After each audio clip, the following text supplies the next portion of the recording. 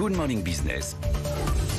Le gouvernement chinois poursuit son bras de fer avec le secteur technologique. Hier, un quotidien proche du pouvoir dénonçait la dépendance des jeunes Chinois aux jeux vidéo. Certains y passent plus de 8 heures par jour dans un pays où la réglementation, on le rappelle, interdit les jeux en ligne pour les moins de 18 ans entre 22 heures et 8 heures le matin. On va en parler avec André Loskrug-Pietri, président de la Joint European Disruptive Initiative. Vous êtes un spécialiste de la Chine. Bonjour et merci d'avoir accepté d'interrompre temporairement vos vacances pour être avec nous. Quand on voit la réaction des marchés financiers hier, le titre Tencent perdait jusqu'à 10% en séance, on se dit que le message des autorités va bien au-delà du simple message de santé publique.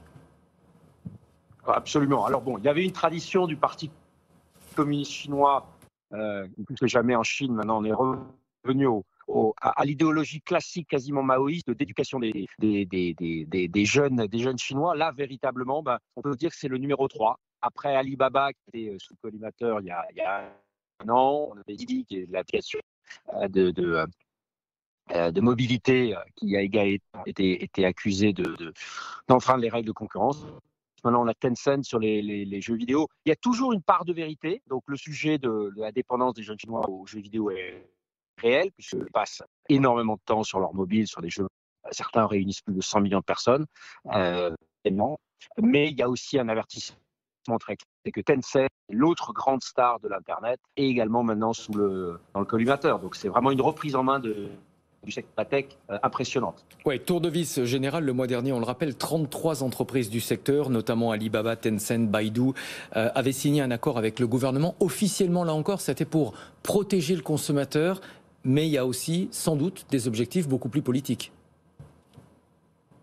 Oui, puisqu'on sait bien qu'aujourd'hui, ces géants de la tech, mais on le sait chez nous aussi, commencent à être éminemment politiques. On pourrait presque considérer que des grands comme Facebook, WhatsApp ou Tencent, finalement, sont des pays avec certains plus de 2 milliards de citoyens qui utilisent leur plateforme, qui font tout. Alors Tencent, c'est particulier, puisque même chez nous, même on va dire dans les pays occidentaux, on n'a pas ce genre de quasi-monopole, puisque sur Tencent, on fait son application de messagerie, évidemment on joue, comme on le dit aujourd'hui, on paye avec WeChat Pay.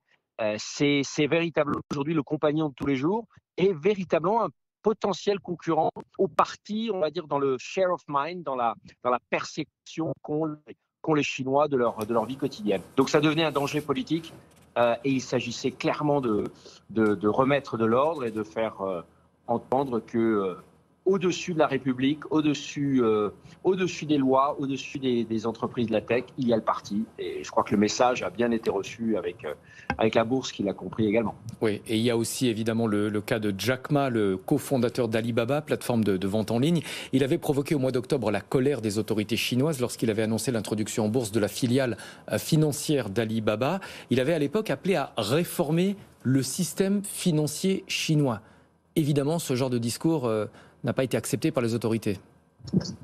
Oui, alors Jack Ma avait touché 2 cordes sensibles. Une chose dont on avait peu parlé, qu'il avait commencé à créer sa propre université. Alors imaginez bien le sujet de l'éducation des jeunes Chinois et des élites était un sujet éminemment politique. C'est là que se forme aussi toute l'idéologie et toute l'ossature de ce pays.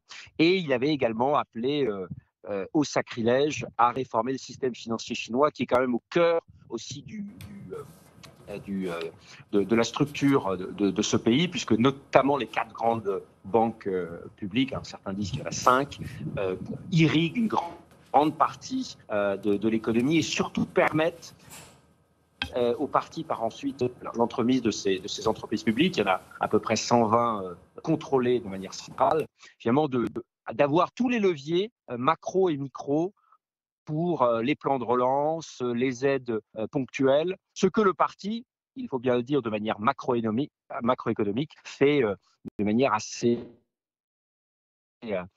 fine depuis pas mal. Et donc voilà, Jack Ma menaçait un petit peu de faire exploser tout le système. Il l'avait fait avec succès dans la vente en ligne. Donc le danger devenait trop grand. La personne, Jack Jack Ma était devenu une véritable icône pour les jeunes Chinois. Ça allait trop loin.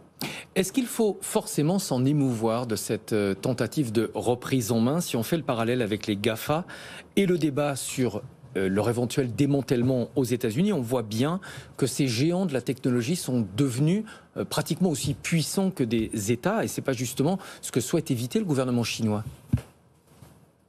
C'est clairement ce que veut éviter le gouvernement chinois. Alors, il y a des perspectives différentes, des manières de faire différentes, mais finalement l'objectif reste proche. Et on peut voir aussi que la nouvelle administration Biden, alors avec des méthodes évidemment très différentes, en tout cas, c'est à la fois Chine et États-Unis.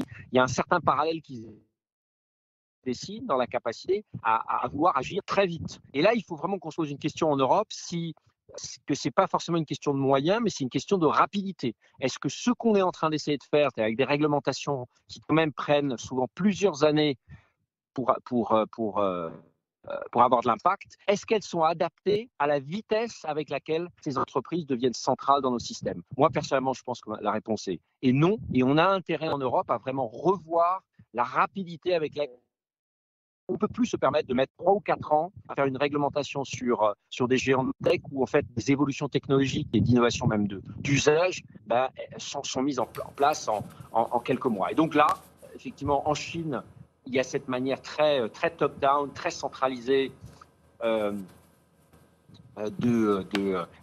mettre ces géants au pas. Alors, il y a toujours des prétextes et il y a toujours une part de vérité. Là, on le voit avec l'addiction des jeunes Chinois. Les États-Unis sont en train de le faire avec les règles de la concurrence, avec des lois antitrust. Ce qui est sûr, c'est que, en tout cas, les États, et en tout cas chez nous, les démocraties, doivent absolument se préoccuper du fait qu'aujourd'hui, il y a de plus en plus de décisions qui sont prises en dehors de cadres réglementaires. Je vous en donne qu'un exemple, c'est qu'est-ce qui est aujourd'hui autorisé ou pas? Qu'est-ce qui est liberté d'expression ou pas? Il y a eu beaucoup d'interrogations, notamment aux États-Unis, quand Trump a été barré de Twitter puis de Facebook. Est-ce que c'est à Facebook ou à Twitter de décider ça, ou est-ce que c'est un régime ou c'est un organe démocratiquement élu? Merci beaucoup André Loscroc-Pietri, président de la Joint European Disruptive Initiative.